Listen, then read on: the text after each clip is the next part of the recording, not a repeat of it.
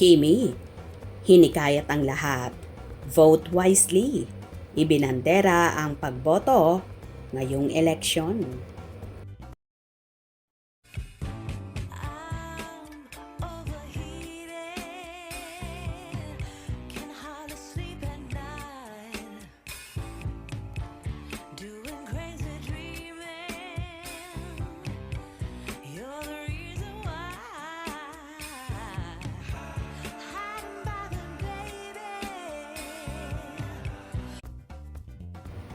Hindi pinalampas ni Kim Chiu ang pagkakataong makaboto ngayong araw, May 12, na ibinalandra nito sa kanyang Instagram post.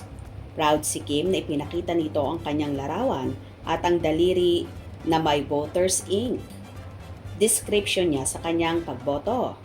In just one day, we are given the privilege to choose the future leaders of our nation.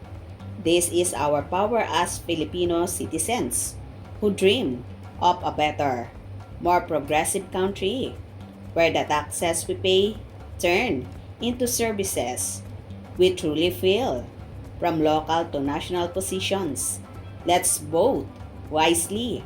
Let's pray for the leaders with integrity and compassion, not just for ourselves, but for the good of the entire nation.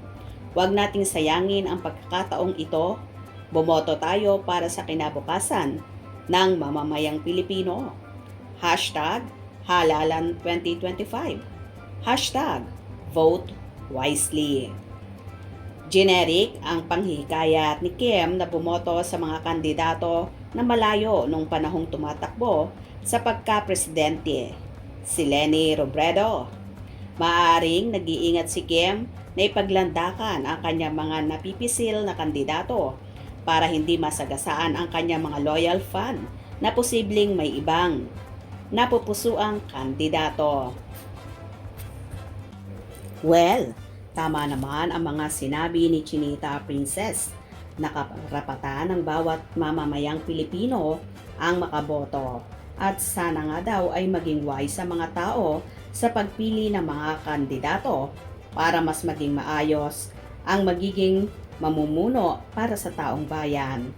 Hindi yung lilimasin ang kaba ng bayan para sa kanilang personal na interes at gawing gatasan ang pwesto ng ilang mananalo at mamumuno sa gobyerno.